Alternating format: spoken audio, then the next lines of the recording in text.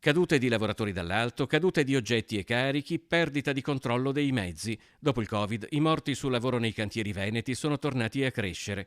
L'anno scorso, a livello nazionale, i decessi sono stati 1041 e dopo i 172 della Lombardia ci sono i 101 infortuni mortali del Veneto. Anche alla luce di quanto accaduto a Firenze, secondo l'ufficio studi della CGA di Mestre, è verosimile ritenere che lavoratori in cantiere per realizzare impianti elettrici, idraulici e di altro genere si trovino a volte anche ad eseguire mansioni di natura strettamente edile, senza disporre del corretto inquadramento contrattuale. Una tendenza che consentirebbe alle imprese di risparmiare sul costo del lavoro. In Veneto questa tendenza non sembra molto diffusa e si avverte solo in provincia di Venezia e di Verona.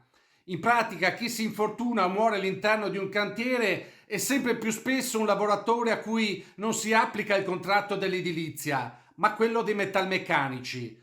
Questi ultimi sono lavoratori che, a differenza dei colleghi degli edili, non sono obbligati a sostenere un'adeguata formazione sulle misure di prevenzione da tenere in questi luoghi, soprattutto in quelli dove c'è la compresenza di più imprese. I dati disponibili non consentono di sapere quante imprese edili in Veneto applichino il contratto metalmeccanico anziché quello edile, ma secondo la CGA appare evidente che nei cantieri accedano comunque troppi addetti che non hanno ricevuto un'adeguata formazione in materia di sicurezza sul lavoro. È necessario monitorare attentamente questo fenomeno, sia per evitare nuove tragedie, sia per non consentire alle imprese scorrette di ricorrere a questo escamotage per risparmiare sul costo del lavoro.